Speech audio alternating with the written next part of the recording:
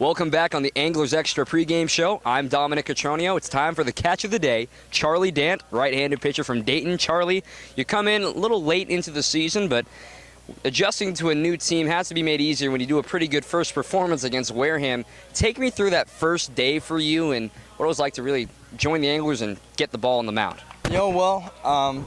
I flew out and I got there late Friday night, about 10:30 after the game already, so I couldn't come to the first game I was here, but that second day where I got to pitch, it was nice coming out, having a good outing, that kind of stuff, helped me get situated here in Chatham, and that kind of stuff helped me get introduced to all the guys and that kind of stuff, so it really helped, put me in a good spot this year for the summer. So at Dayton, you had a large innings workload, and now here in the Anglers, you've still thrown quite a few innings. How are you holding up, first of all, and how do you maintain your body throughout a long summer season?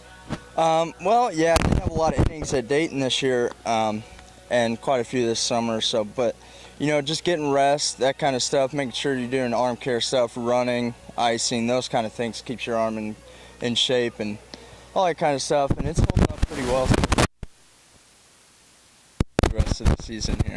Lately, you've been on a couple of spot starts for the Anglers, going with, not many innings for you, or maybe just kind of getting last-minute notice of coming into the game. How do you prepare for those games differently from maybe a normal start that 3 days in advance? With a spot start, you don't necessarily get a bullpen, a couple days before the start. So you just got to make sure you're extra focused on the pregame warm-up bullpen and that kind of stuff. Really make sure your stuff's working. So I mean, that's about the only difference from a normal start that I can think of, really. So you just got to be real focused before the game, and that way you can get your stuff working. When you go out onto the mound, is there anybody that you try to emulate, and someone maybe that you've grown up watching and admiring from afar? It's kind of tough.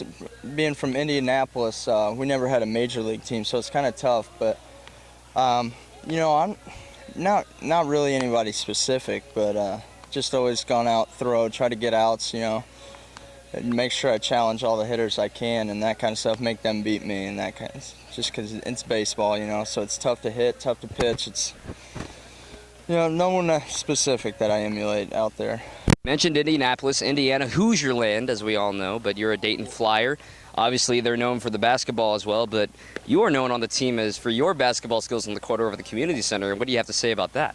I played in high school. I wasn't too bad, so it's nice to be able to come out here, play with the guys, have some fun, show a few of them up and that kind of stuff. But it's just nice to be able to play with some good guys and have some fun running up and down the court on an off day and that kind of stuff, get their minds off baseball a little bit. But I'm all right, not too bad, I guess you could say. Well, give yourself some credit, because every guy that I've asked on the team says that you are the best shooter on the team. What do you have to, is there any trophy that comes with that for you?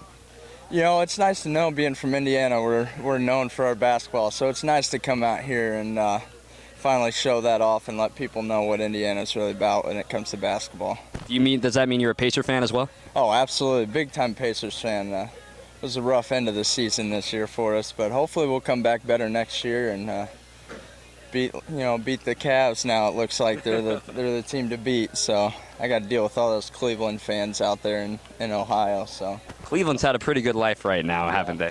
Yeah, they have. Unfortunately for me, because now I got to listen to all the fans talk about it. So darn Ohio, that's it for exactly. them. But I'm a Mavs fan, so I feel your pain as well. At least you got to the conference finals, and we know the same pain with the Heat.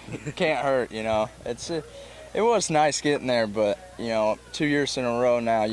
Hopefully they can get over the hump this year with hopefully a better roster and that kind of stuff. We lost Lance Stevenson, which will hurt, but we signed a couple other guys. Hopefully Paul George and Roy Hibbert, and those guys are getting better. So they're still young, and we got some faith in them this year to get over the hump and finally make it to the finals. Well, you're a man of your word, and hopefully you're a man of your team as well with the Pacers. And we started with baseball, we end with basketball, but that does it for here on the Catch of the Day. Charlie Dant joining us. Thanks for joining us. Thanks for having me, Dom. Johnny, get us back on baseball in the booth.